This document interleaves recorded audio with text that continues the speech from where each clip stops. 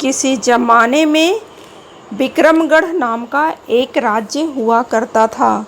उस राज्य के राजा की दो रानियां थीं। बड़ी रानी का रूप सामान्य था, लेकिन छोटी रानी काफ़ी सुंदर थी। इस वजह से राजा छोटी रानी को अधिक प्रेम करता था और वह छोटी रानी की हर बात भी माना करता था। एक दिन छोटी रानी ने राजा से बड़ी रानी की शिकायत कर दी।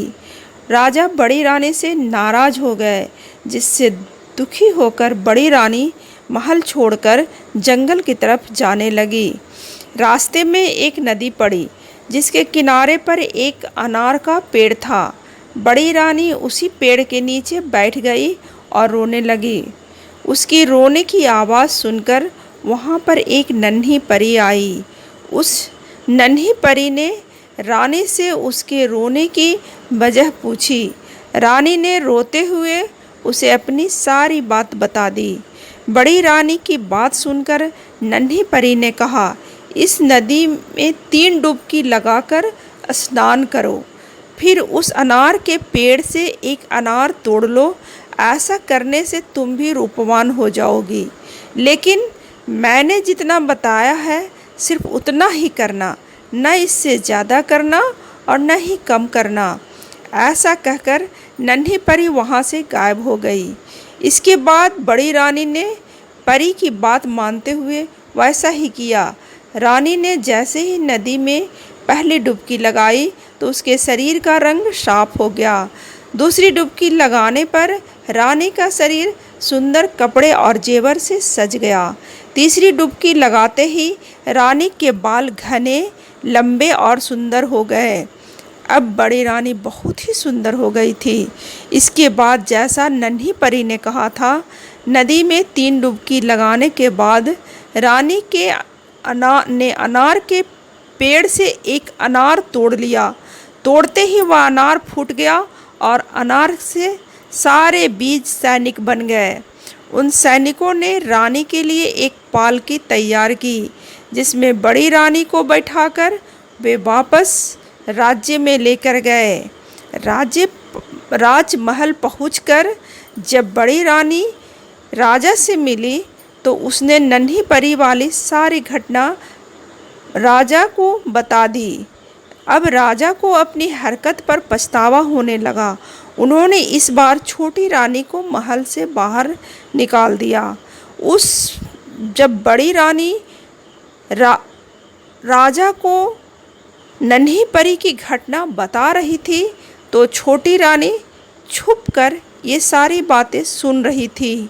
इसी वजह से महल से बाहर निकलने पर वह सीधे नदी के किनारे गई और उसी अनार के पेड़ के नीचे बैठकर रोने लगी। छोटी रानी के रोने की आवाज़ सुनकर वहाँ नन्ही परी प्रकट हो गई और उसने रानी से उसके रोने की वजह पूछी। छोटी रानी ने झूठ बोलते हुए नन्ही परी को बताया कि बड़ी रानी के कहने पर राजा ने उसे महल से बाहर निकाल दिया है। यह सुनकर नन्ही परी ने छोटी रानी से भी कहा, पहले इस नदी में 3 बार डुबकी लगाओ, फिर इसी अनार के पेड़ से एक अनार तोड़ लो, लेकिन न इससे ज़्यादा करना न इससे कम करना। ऐसा कहकर नन्ही परी वहाँ से फिर गायब हो गई। नन्ही परी की बात सुनकर छोटी रानी बहुत खुश हुई। वह नदी में गई और जैसे ही पहली डुबकी लगाई उसका शरीर पहले से ज़्यादा निखर गया। दूसरी डुबकी लगाते ही उसका शरीर भी सुंदर कपड़े और जेवर से सज गया। तीसरी डुबकी लगाने पर छोटी रानी के बाल काले, घने, लंबे और सुंदर हो गए। अब छोटी रानी पहले से भी ज़्यादा सुंदर दिखने लगी, लेकिन छोटी रानी ने सोचा कि अगर वह 3 डुबकी लगाने से इतनी सुंदर हो सकती है तो और डुबकियां लगाने से वह और भी अधिक सुंदर हो जाएगी। उसने ऐसा सोचकर कई डुबकियां लगा ली। ऐसा करने पर छोटी रानी के शरीर के सारे कपड़े फटे और पुराने हो गए। उसके सारे गहने गायब हो गए। उसके शरीर का रंग भी गहरा हो गया। शरीर पर दाग और दाने निकल गए। छोटी रानी अब पहले से की तरह सुंदर नहीं रही। रोते हुए वह नदी से बाहर आई और अनार के पेड़ से एक अनार तोड़ा। अनार तोड़ते ही वह फूट गया। उसमें से एक सांप निकला और वह रानी को खा गया। कहानी से सीख है। नन्ही परी और छोटी रानी की कहानी से हमें सीख देती है कि दूसरे लोगों के लिए कभी बुरा नहीं